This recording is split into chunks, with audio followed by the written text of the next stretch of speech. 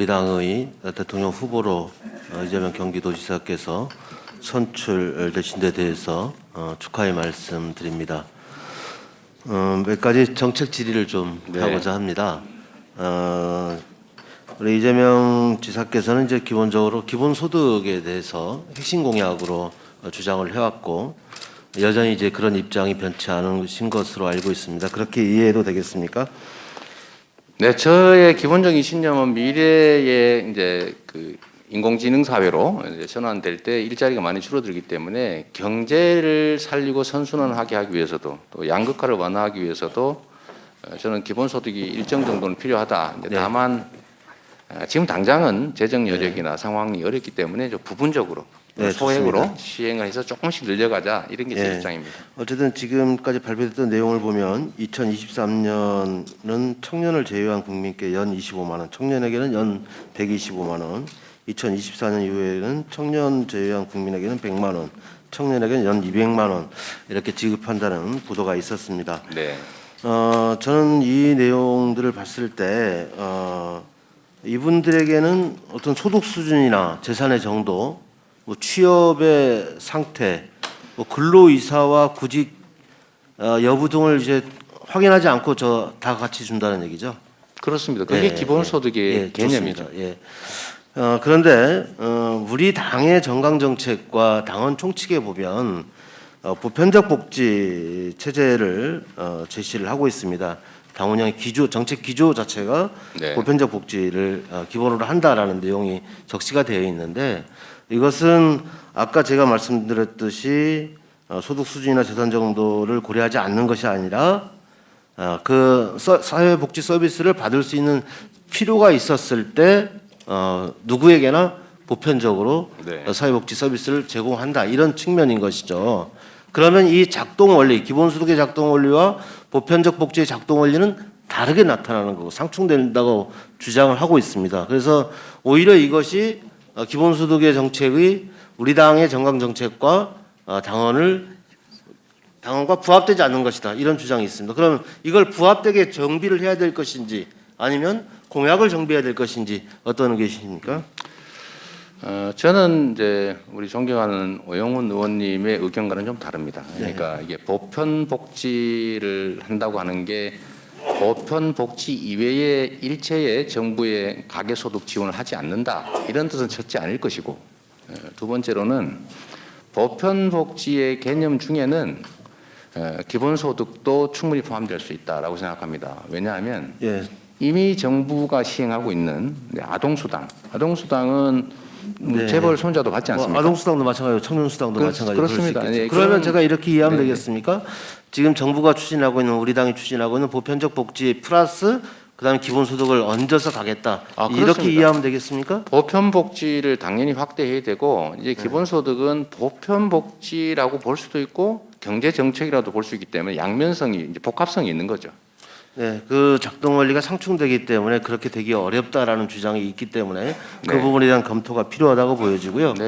저는 당에다가 그런 부분에 대해서 불비한 점이 있는지 또 조정을 해야 될 게 있는지 한번 체크를 요청해 보시는 것도 좋은 방안이 아닐까 생각합니다. 제가 잠깐만 말씀을 드리면 이제 공약이라고 하는 것은 이제 후보의 공약도 있는 것이고, 그렇죠?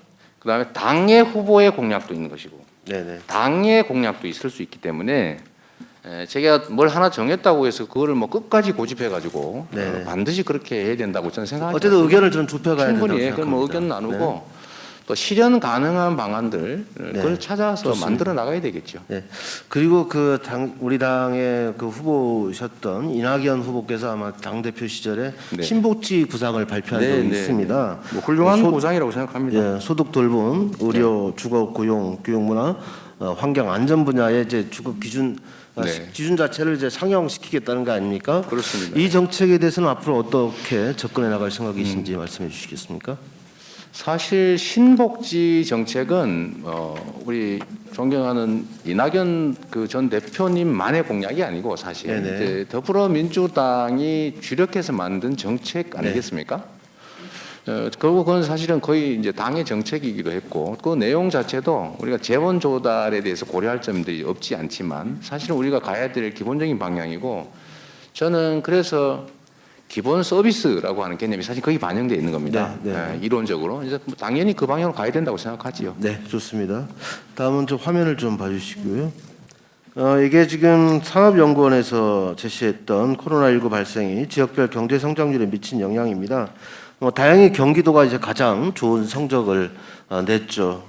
그렇지만 제주, 인천, 울산, 충북 등이 이제 가장 안 좋은 성장률을 나타내는 것을 보여주고 있고요. 어쨌든 서울 수도권이 이제 좋은 상황이다 이런 점을 말씀드리고 싶고요.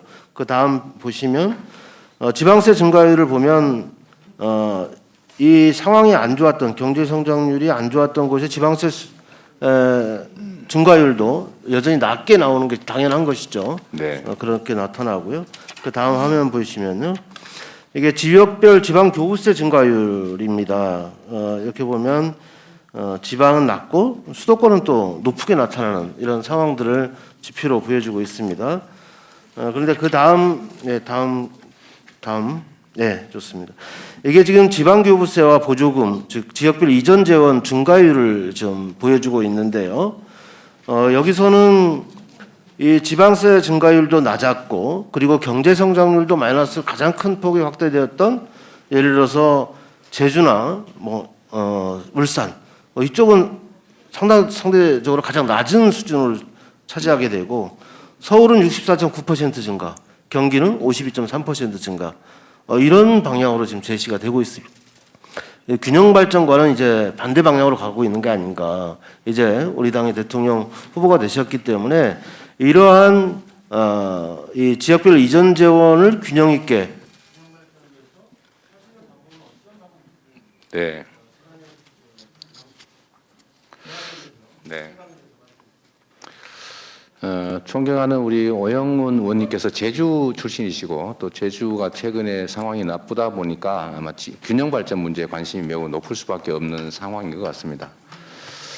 저도 사실 이번에 전국 순회를 하면서 느꼈던 게 가장 그 현지에서 많이 요구하는 것이 같이 좀 살자였습니다.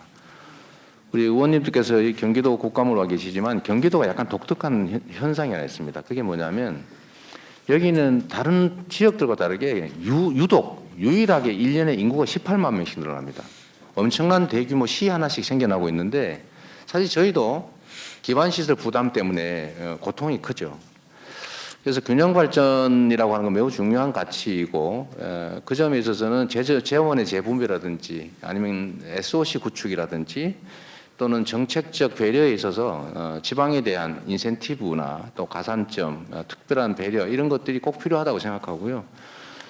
그게 단기적으로는 수도권 투자가 효과가 있을지 몰라도 장기적으로 보면 국가 발전 자체를 가로막기 때문에 앞으로는 국가의 주요 역할이 공정성 회복이라는 차원에서도 지역과 지역의 균형을 맞출 수 있도록 지방에 대한 또 지역에 대한 투자나 정책 그 고려가 반드시 필요하다. 약간 섭섭하게 생각하는 사람이 생기더라도 그렇게 해야 된다고 생각합니다. 예, 오영훈 의원님 수고하셨습니다. 이번 국정감사에서 그 오영훈 의원님의 말씀이 아주 중요합니다. 그래서 국도 균형 발전 차원에서 우리 경기도지사께서도 많이 생각하시고 또 실천해 주실 것을 그 위원장으로서 또 요구드리겠습니다. 못 들으셨죠?